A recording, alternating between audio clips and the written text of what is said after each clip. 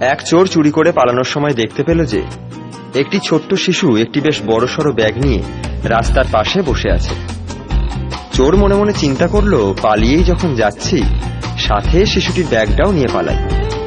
আর দেরি না করে সেই ছোট্ট শিশুটির কাছে গিয়েই পাশ থেকে ব্যাগটা নিয়ে প্রাণপণে দৌড়ে পালিয়ে গেল।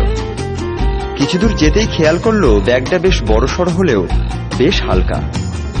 তারপরে সে দৌড় থামিয়ে চুরি করা ব্যাগটা খুলে ভেতরে কি আছে সেটা খুঁজতে শুরু করে দিল। অনেকক্ষণ ব্যাগের এদিক সেদিক খোঁজ করে দেখলো যে সেখানে কিছু কাপড় আর একটা শ্বাসকষ্টের যন্ত্র ছাড়া আর কিছুই নেই।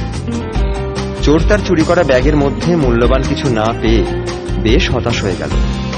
অতঃপর সিদ্ধান্ত নিল সে ব্যাগটা পুনরায় সেই ছোট্ট শিশুটিকে ফেরত দিয়ে আসবে।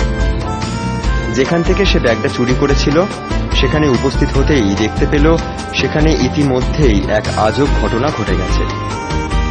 ছোট্ট শিশুটি একটি মৃত লাশের পাশে বসে বসে কাঁদছে। কিছু মানুষ জড়ো হয়ে তা দেখছে।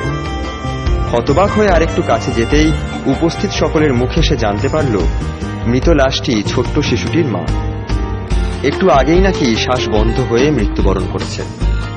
সকলে বলতে লাগলো তিনি নাকি শ্বাসকষ্টের রোগী ছিলেন।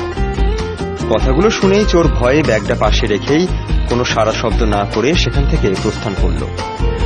একটু দূরে যেতেই সে পেছন থেকে আসা একটি বাসের ধাক্কায় পিষ্ট হয়ে গেল। দেহটা এমনভাবে পিষ্ট হয়ে গেল লোকজন ভয়েই তাদের মুখ ফিরিয়ে নিচ্ছে।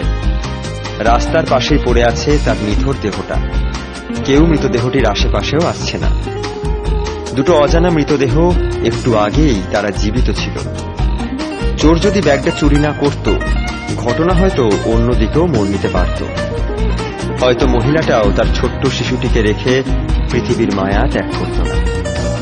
কিছু কিছু ব্যাগের মধ্যে শুধু টাকা পয়সা আর দামি গহনা থাকে না, অনেক সময় কারো কারো জীবন বাঁচানোর শেষ সম্বলটাও সেখানে থাকে।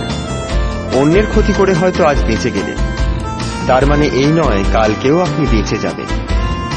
অন্যায় করলে তার শাস্তিটাও একদিন খুব জঘন্যভাবেই ফেরত পেতে হবে। ছোট বড় সকল অন্যায় করে সবার চোখের আড়াল হতে পারলেও ওপরওয়ালা ঠিকই সবকিছু দেখতে পান। মানুষের চোখকে অতি সহজেই ফাঁকি দেওয়া সম্ভব হলেও সৃষ্টিকর্তার চোখকে কখনোই ফাঁকি দেওয়া সম্ভব নয়। অনেক সময় আমরা সেটা বুঝেও না বোঝার ভান করি। যাকে ফাঁকি দেওয়া অসম্ভব তার কাছ থেকে কি পালিয়ে বেড়ানো সম্ভব? কোনোভাবেই নয়।